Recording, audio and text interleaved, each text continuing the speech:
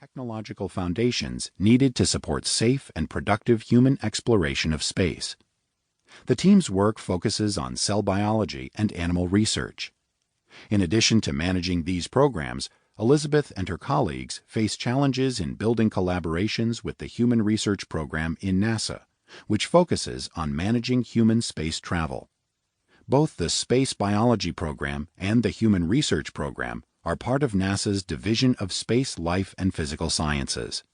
Like most government bureaucracies, the scientists and engineers within these two programs know each other, but collaborating is difficult.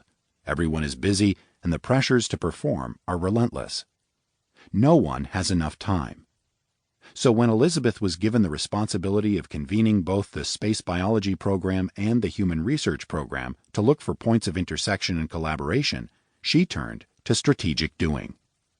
Over a couple of days in Northern California, using the skills outlined in this book, she and her team guided conversations that led to the identification of a number of opportunities for complex collaborations, as well as taking the first steps in those collaborations, all in the matter of a few hours.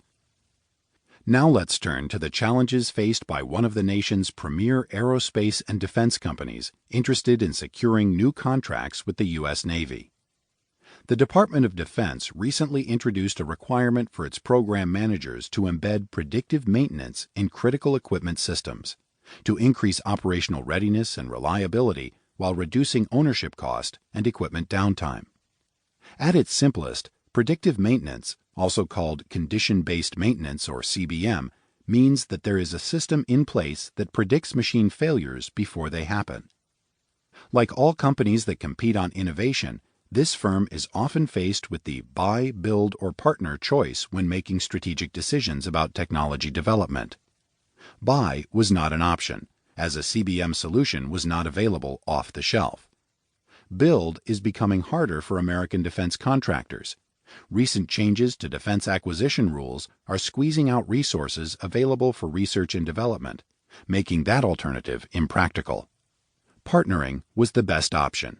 The company needed to identify technology companies capable of providing this expertise, rapidly perform a due diligence assessment, and engineer a complex collaboration with these companies to generate a proof of concept. Using the skills outlined in this book, the company convened a series of 4 workshops engaging 90 companies, forming a collaboration to begin building a CBM solution.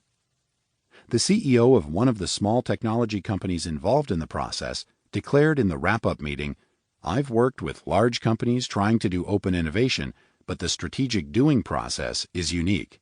This is the most clear and concise open innovation process I've seen." Compare these examples to the meetings, planning processes, and committees you've found yourself on lately.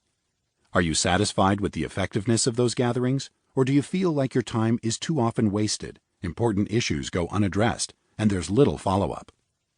You may even be in charge of the discussions, and you too are frustrated. Our promise. The issues faced by these teams are, on the face of it, quite different. Your own organization's concerns are probably different still.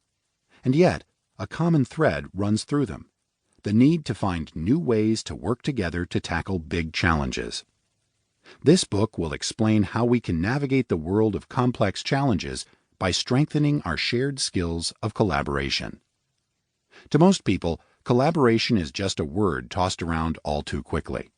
After reading this book, you will see that true collaboration runs much deeper than that. It is a set of 10 shared skills that we call strategic doing. Anyone can learn these skills.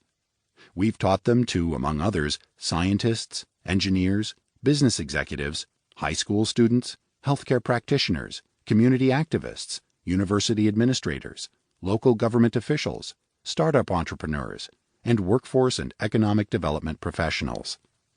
We will explain these skills and illustrate how each of them is used as part of effective collaboration. We will also provide you with some background on the research that supports each of these skills. Each of the skills on its own can make a tremendous impact on the effectiveness of the groups you're already involved with. Beyond that, they can be assembled into a process for building a complex collaboration from the ground up.